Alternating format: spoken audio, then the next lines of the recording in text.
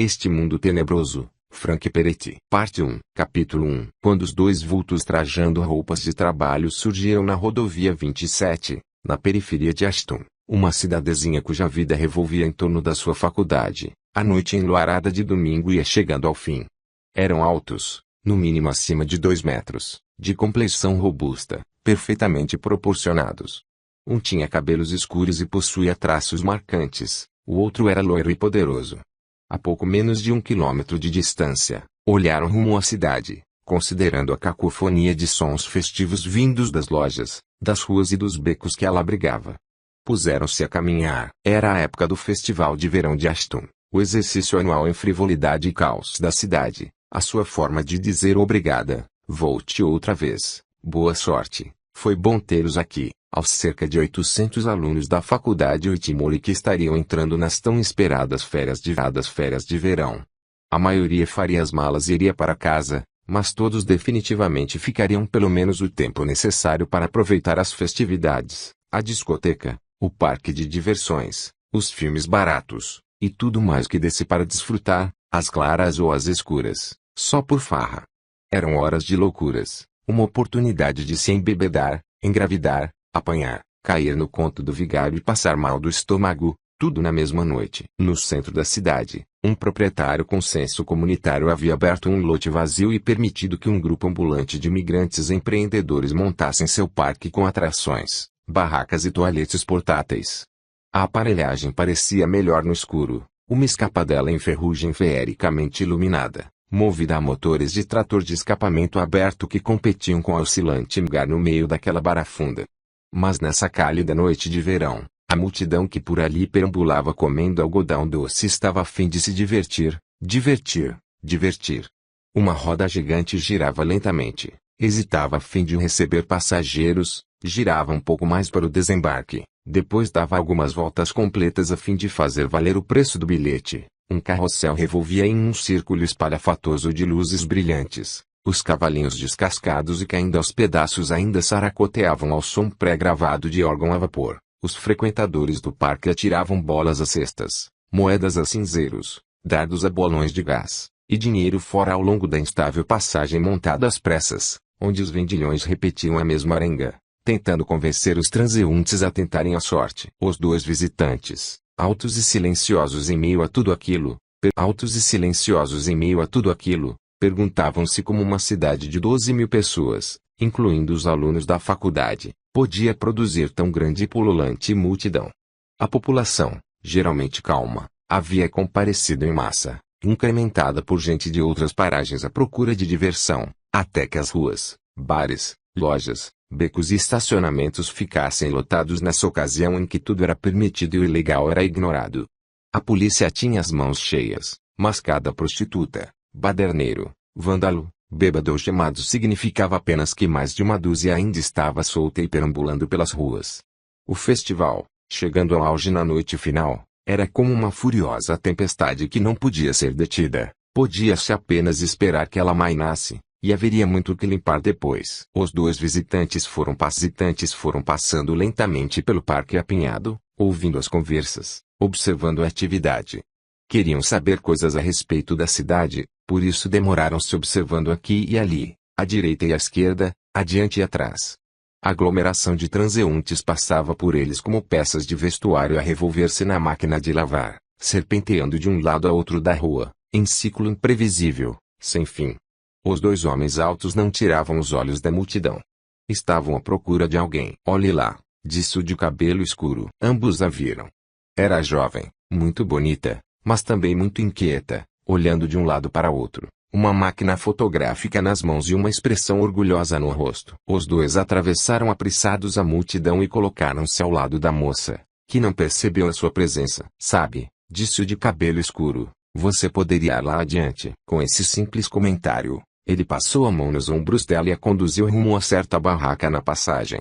Ela atravessou a grama e os papéis de bala, caminhando na direção da barraca onde alguns adolescentes desafiavam-se mutuamente a estourar balões de gás com dardos. Nada daquilo interessava, mas então, umas sombras movendo-se sorrateiras atrás da barraca prenderam a sua atenção. Ela segurou a máquina em posição, Deu mais alguns passos leves e cuidadosos, e a seguir levou a máquina rapidamente ao olho. O clarão do flash iluminou as árvores atrás da barraca enquanto os dois homens se afastavam apressados para o seu próximo encontro. Moveram-se suavemente, sem hesitação, passando pela parte principal da cidade a passos rápidos. Seu destino estava a cerca de 1,5 km do centro da cidade, na Rua Popular, e subindo uns 800 metros até o topo da Rua Morganho. Não demorou quase nada para que se detivessem em frente à igrejinha branca no meio do minúsculo estacionamento, com seu gramado bem cuidado e o bonito quadro onde estavam anunciados o horário da escola dominical e do culto. Em cima do pequeno quadro de avisos encontrava-se o nome Igreja da Comunidade de Ashton, e, em letras pretas pintadas às pressas sobre qualquer que fosse o nome anteriormente ali colocado, dizia, Henry L. Bush, pastor. Eles olharam para trás. Desta alta colina podia-se divisar toda a cidade e vê-la estender-se até cada um dos seus limites. A oeste, brilhava o Parque Cor de Caramelo. A leste, erguia-se o imponente conservador campus da Faculdade Whitmore. Ao longo da rodovia 27, a principal rua da cidade, estavam os prédios comerciais, as pequenas representantes locais de famosas cadeias de lojas, alguns postos de gasolina batalhando por conquistar fregueses com ofertas especiais, uma loja de ferragens, o jornal da cidade, diversas lojas pequenas de comerciantes locais. Dessa posição, a cidadezinha parecia tão tipicamente americana, pequena, inocente e inofensiva, uma gravura. Mas os dois visitantes não se valiam apenas dos olhos para perceber as coisas.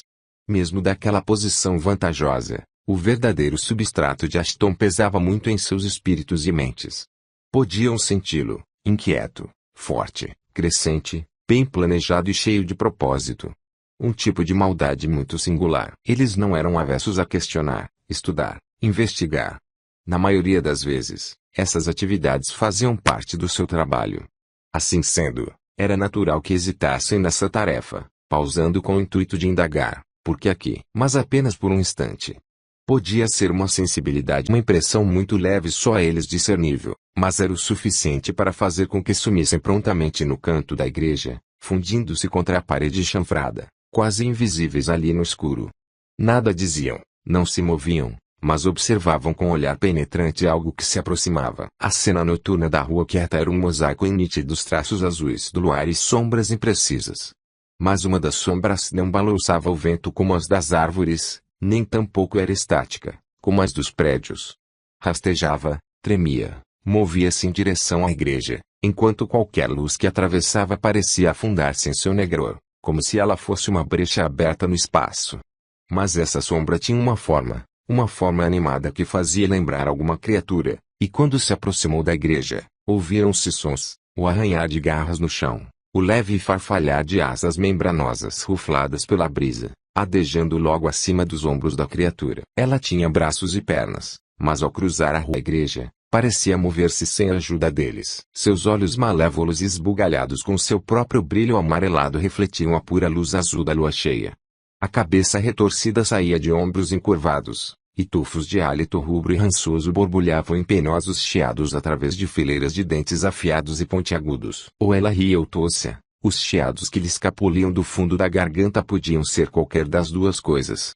Da posição rastejante em que se encontrava, ergueu-se sobre as pernas e correu os olhos pela quieta vizinhança, as bochechas pretas e rígidas repuxando-se em horrendo riso, a própria máscara da morte. Moveu-se em direção à porta da frente. A mão escura passou através da porta como um espeto passa por um líquido. O corpo inclinou-se para diante e penetrou na porta, mas só até a metade. De súbito, como se colidisse com uma parede em alta velocidade, a criatura foi tirada para trás, caindo em furiosa queda escada abaixo, o rubro e brilhante hálito desenhando uma trilha encaracolada no ar. Com um sinistro berro de fúria e indignação, ela se ergueu da calçada onde se esparramara e fixou os olhos na estranha porta que lhe barrara a passagem. Então, as membranas das suas costas começaram a inflar, apossando-se de grandes quantidades de ar e, com grande alarido, ela voou de cabeça rumo à porta, rumo ao saguão, e para dentro de uma nuvem de ardente luz branca. A criatura gritou e cobriu os olhos, sentindo-se, a seguir, apanhada no enorme e poderoso aperto de uma mão. Num instante, foi arremessada no espaço como um boneco de pano, novamente do lado de fora, Expulsa a força. As asas zumbiram num borrão enquanto ela se inclinava numa fechada curva aérea e se lançava outra vez contra a porta. Fumaça vermelha escapando em tufos e riscos de suas narinas, as garras à mostra e prontas para atacar. O espectral retinha de um berro a lhe sair da garganta. Como uma flecha atravessa o alvo, como uma bala passa por uma tábua, ela se arremeteu porta adentro traço. E no mesmo instante sentiu suas entranhas se arrebentarem. Houve uma explosão de sufocante vapor, um último berro, e o agitar de braços e pernas que murchavam. Então nada mais houve a não ser o mau cheiro de enxofre que se dissipava e os dois estranhos, subitamente dentro da igreja. O homem loiro embainhou uma espada brilhante à medida que a luz branca que o circundava ia desaparecendo. Um espírito de perturbação? Perguntou ele. Ou dúvida? Ou temor? Quem vai saber? E esse era um dos menores. Ainda não vi nenhum menor. Realmente, não. E quantos você diria que existem? Muitos, muitos mais do que nós, e por tantos mais do que nós, e por toda parte. Nunca ociosos. Já deu para ver. Mas o que estão fazendo por aqui?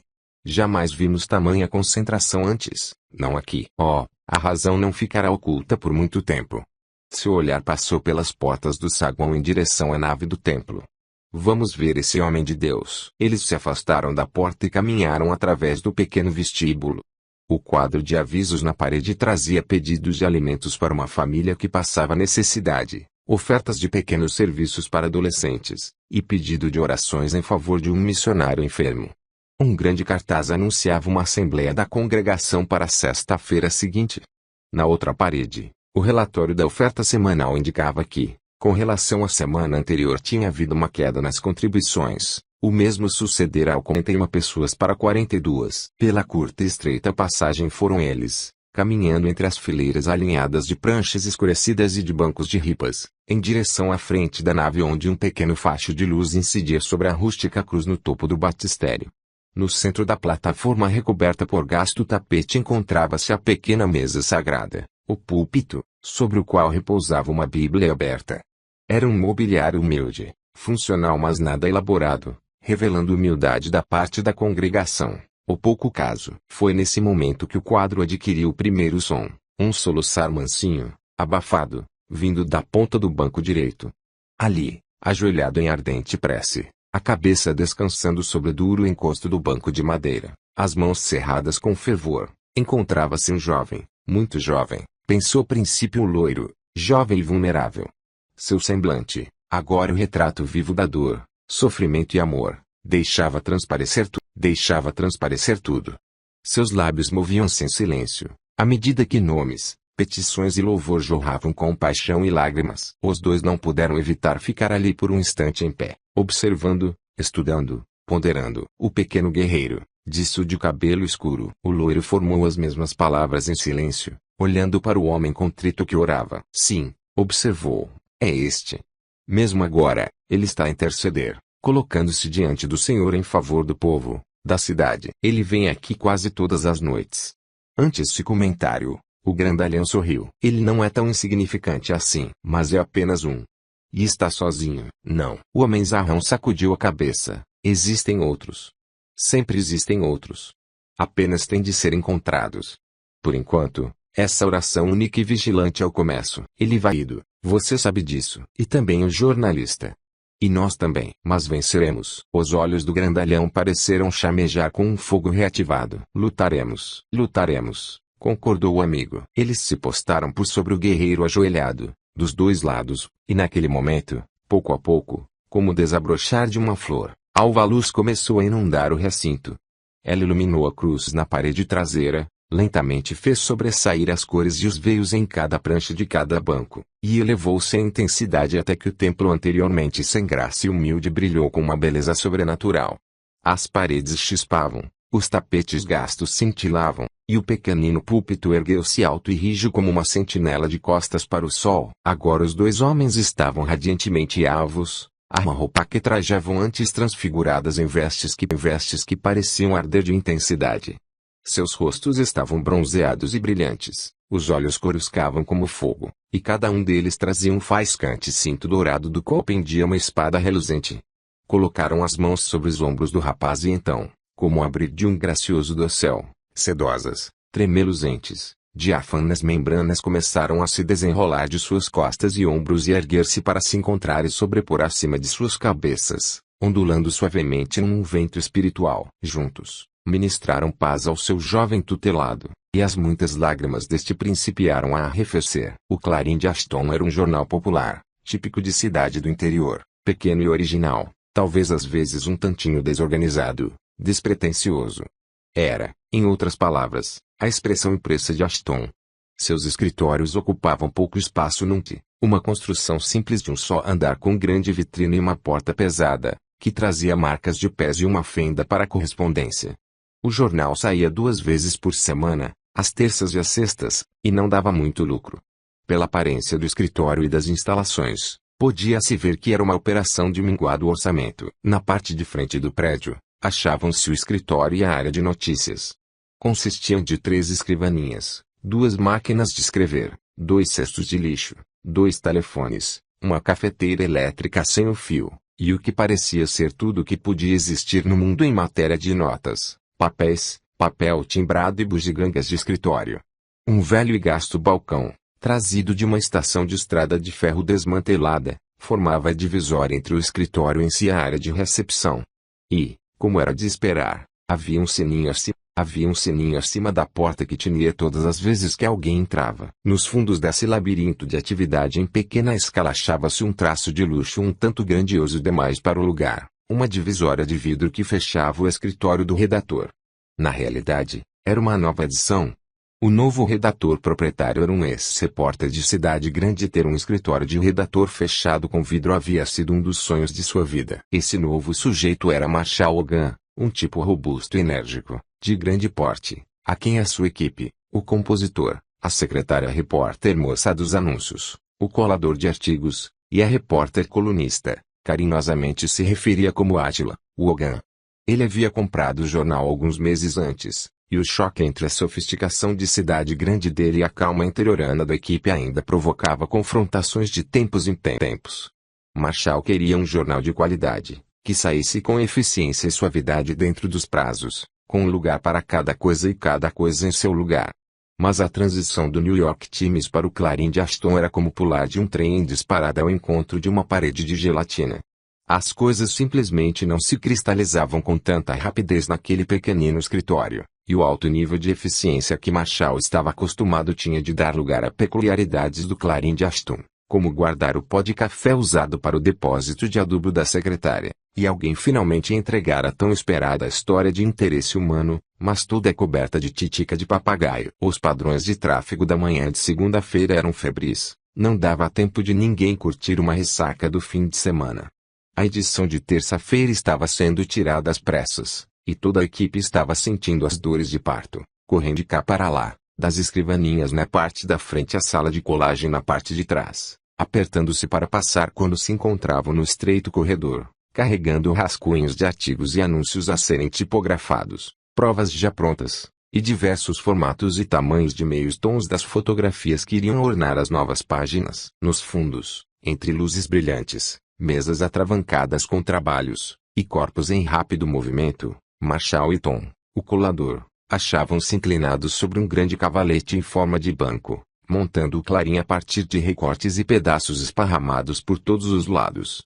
Este vai aqui, este não cabe, então temos de encaixar em outro lugar, este é muito grande, o que usaremos para preencher este? Marshall estava ficando irritado. Toda segunda e quinta ele ficava irritado. Edi, berrou ele. Edi, berrou ele, e a secretária respondeu, vou indo, e ele lhe disse pela 1000ª vez, as galés vão nas bandejas em cima da mesa, não fora delas na mesa, não no chão, não no... Eu não pus nenhuma galé no chão, protestou Edi enquanto saía às pressas da sala de colagem com outras galés nas mãos. Era uma mulherzinha rija de 40 anos com a personalidade perfeita para opor-se à brusquidão de Marshall. Era ainda ela quem sabia encontrar as coisas no escritório melhor do que qualquer outra pessoa, especialmente o novo chefe. Eu as coloquei nas suas lindas bandejinhas, onde você quer que fiquem. Então, como essas vieram parar aqui no chão, vento, Marshall, e não me faça dizer-lhe de onde ele vem. Muito bem, Marshall, disse Tom, isso conclui as páginas 3, 4, 6 e 7. Que me diz das páginas 1 e 2? O que vamos fazer? Vamos colocar a cobertura que Bernier fez do festival, com histórias bem redigidas, fotos dramáticas de interesse humano, o negócio todo, assim que ela botar o traseiro aqui dentro e nos der o que arrumou.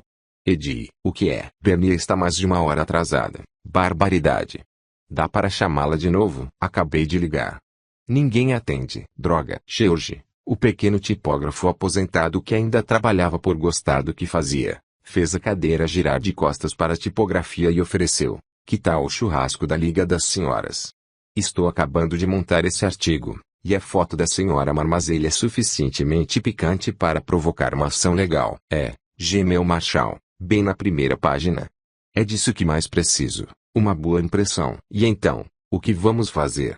Perguntou Eddie. Alguém daqui foi ao festival? Eu fui pescar, disse George. Esse festival é quente demais para mim. Minha mulher não me deixou ir, disse Tom. Eu vi um pouquinho dele, disse Eddie. Comece a escrever, disse Marshall.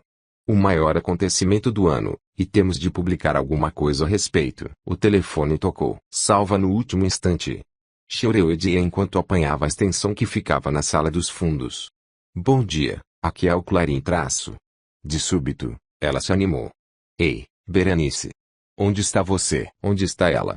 Quis saber Marshall ao mesmo tempo.